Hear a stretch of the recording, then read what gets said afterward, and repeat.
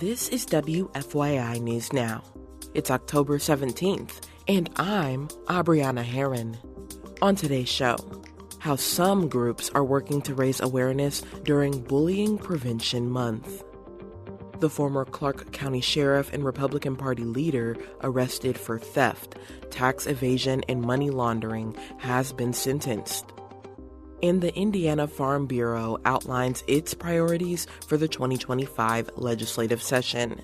What we're looking to do is make some adjustments to the and modernize that farmland formula and see if we can find some relief for our members.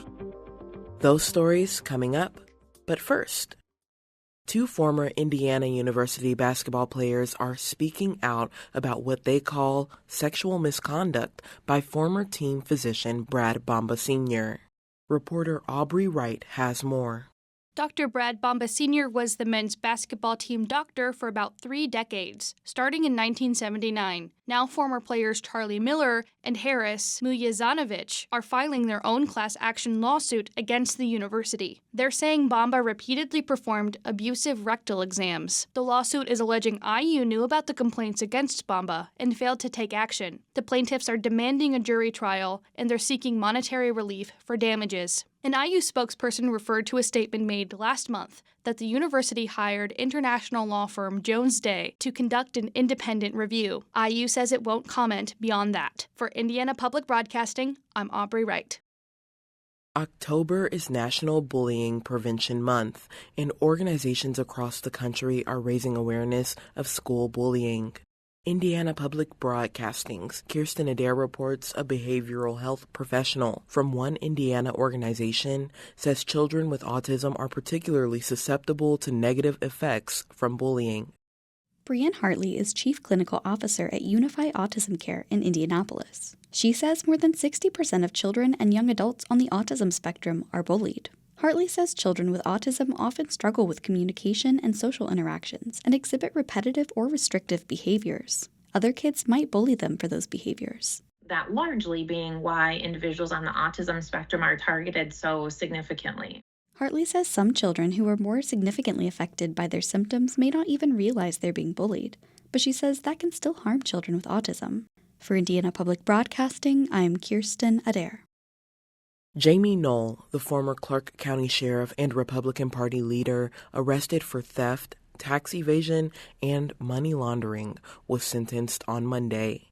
Louisville Public Media's April Rickert was in the courtroom. It's been nearly a year since Noel was initially charged for crimes committed while serving as sheriff and the leader of New Chapel EMS. In August, he pleaded guilty to 27 felonies. On Monday, a special judge accepted that plea after hearing from 21 victims. Special Prosecutor Rick Hurdle says he hopes the community can start healing. At least in my eyes, the grip that Jamey Noel had on this community is over. And nobody has to go through him to get elected for anything, to get medical care for anything, or to report a crime. Noel was sentenced to 12 years in prison and 3 years probation. I'm April Rickert in Jeffersonville. And for our final story today, Indiana Farm Bureau has announced that it will be focusing on property taxes and water rights issues during the 2025 legislative session. WFIU's Clayton Baumgarth reports.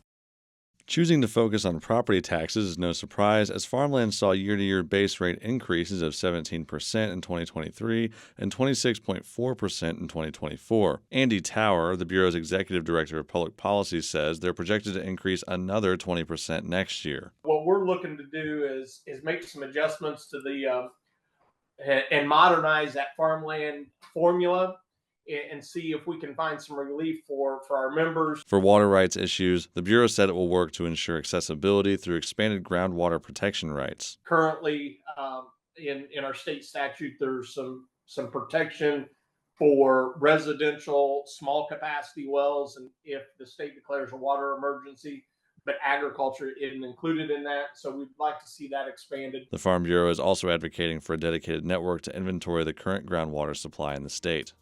For Indiana Public Broadcasting, I'm Clayton Baumgarth. That's all for today's episode of WFYI News Now. Our podcast is produced by Drew Daudelin, with support from the news team at WFYI and public media journalists across the state. Our news director is Sarah Neal-Estes. Kendall Antron produced our music, and I'm your host, Abriana Herron.